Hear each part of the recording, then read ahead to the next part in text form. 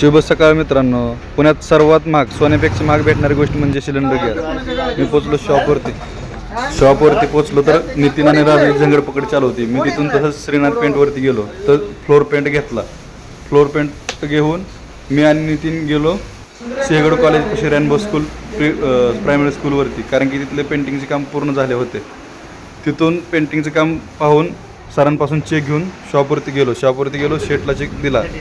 लगेच समाधानानं शेटर खाली ओढलं, कारण की तिथंच एका सोसायटीमध्ये डॅम्प्रूफचं काम करायचं होतं.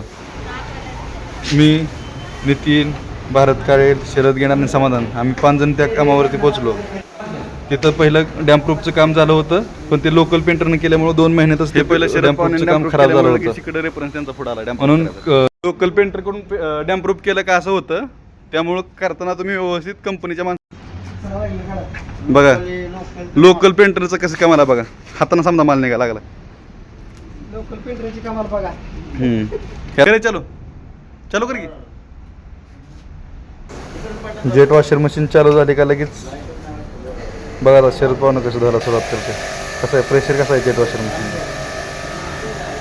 त्यामुळं काम करताना हे व्यवस्थित करावं, व्यवस्थित लोकांनाच काम द्या. ते बघा 2 महिने झालेत ते करून. कोणत्या कंपनीच केलं ते माहीत नाही. तिथून आम्ही पुढे गेलो शिवतोरण डेअरीवरती, कारण की तिथं भारत शेटने आम्हाला लशी सांगितली होती. तिघांच्या 3 लशी आल्या का लगेच आम्ही खायसाठी बसलो. भारत शेटला विचारलं लशी कशी झाली, तर भारत शेटला लशी कशी 1 नंबर झाली. तिथून पुढे मी आणि नितीन गेलो सूसला, कारण की त्या ठिकाणी फ्लोर पेंट मारायचा होता. PTPCR ह्या सोसायटीवरती पोचलो.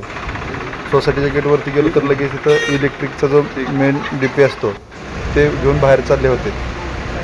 सोसायटीला सेफ्टी टोपी घातल्याशिवाय, सेफ्टी हेल्मेट घातल्याशिवाय आत जाऊ देत नव्हते. तिथे गेलं का लगेच आम्हाला सेफ्टी हेल्मेट दिले.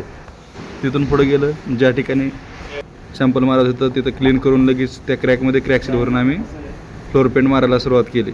तिथून पुढे बाणेरला गेलो. बाणेरला उन्हाळा कडक असल्यामुळे ज्यूस पिऊन पुढं बाणेरच्या सोसायटीवरती गेलो, कारण की तिथं मेजरमेंट घ्यायचं होतं. सोसायटी ही 4 मजलीची होती. तिथं मेजरमेंट घेतलं, सर्व कॅल्सी केली, काय पेंटचे प्रोडक्टची माहिती सर्व सरांना फोटो घेतले. आणि सरांना पाऊस पडायच्या आधीच पेंटिंगचे काम करायचे होते. पावसाळाही जवळ आला आहे, त्यामुळे सरांना सांगितलं पावसाच्या आधी आपण पेंटिंग सुरू केलं तर पावसाच्या आधी काम संपणार नाही.